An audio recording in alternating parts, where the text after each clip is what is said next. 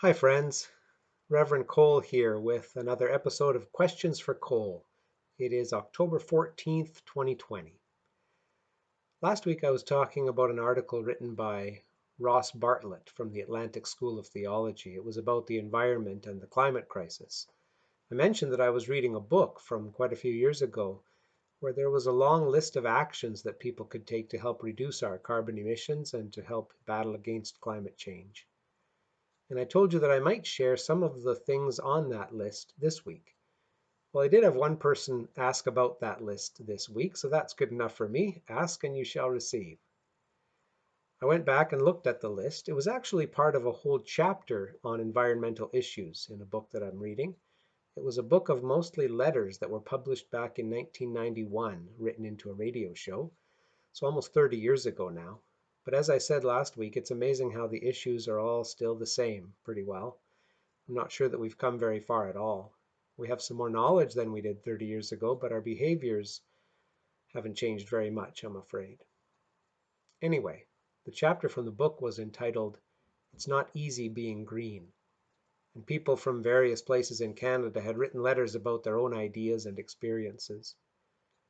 The list I referred to last week included a total of 59 different suggestions for living a greener, more environmentally friendly lifestyle. It was written by a woman from St. John's, Newfoundland. I won't read you all 59 items today, but here are a few on the list. Recycle. Compost.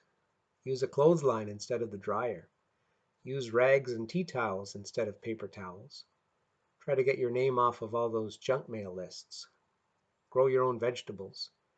Start a food co-op with friends and family so you can buy more bulk. Decorate your plants at Christmas instead of cutting down another tree. Make your own baby toys if you know how, and give a workshop to teach others.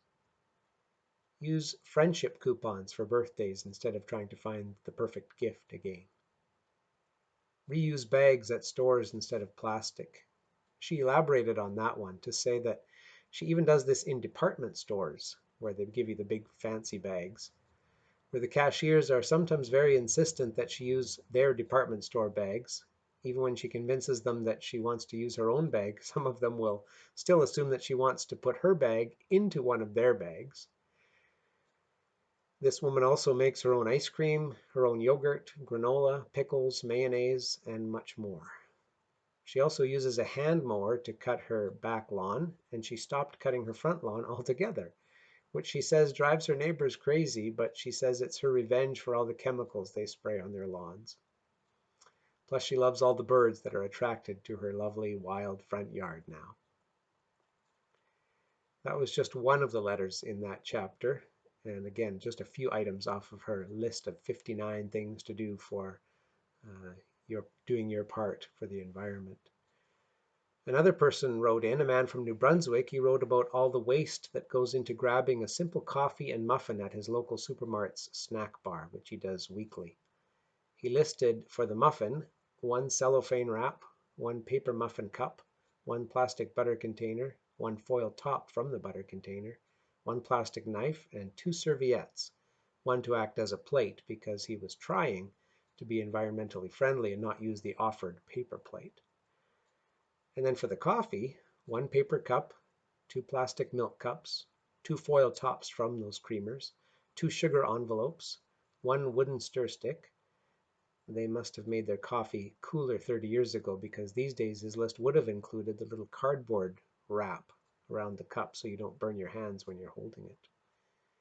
He ends his letter by wondering if it's time to return to a saner time when waste was actually considered wasteful and people actually washed used dishes and containers.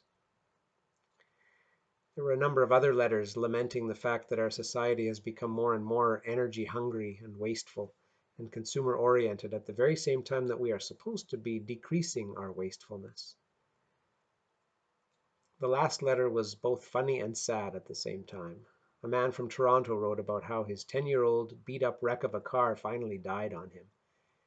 He did some calculations, how much it cost him to own a car, and how much he'd save if he didn't have one. Not only did he do the calculating, he actually started keeping track physically literally moving money from one pocket to another for every expense a car would have cost each day, and returning it to that pocket whenever he had to take a taxi or pay for a bus ride, to see how much money he'd have in each pocket. He said his savings pocket began to bulge with all of his saved money from not having a car. He was elated.